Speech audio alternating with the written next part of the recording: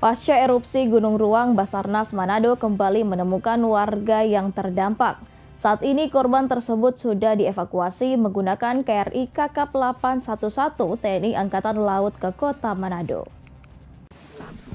Pasca erupsi Gunung Ruang, Basarnas Manado kembali menemukan warga yang terdampak. Dari penelusuran tim SAR, pihaknya menemukan 2 orang warga yang memerlukan penanganan medis lanjutan.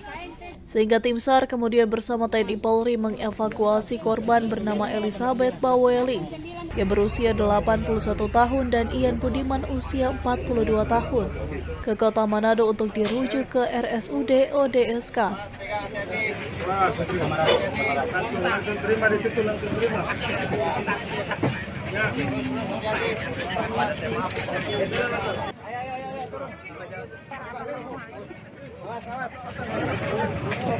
Ayo pegang, ayo bisa.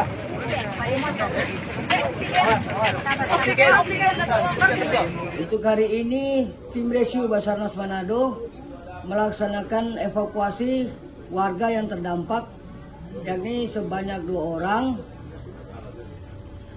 korban dari erupsi. Kemudian selanjutnya dievakuasi menuju ke KRI Kakap TNI AL dan dirujuk ke Rumah Sakit Umum Daerah ODSK Manado.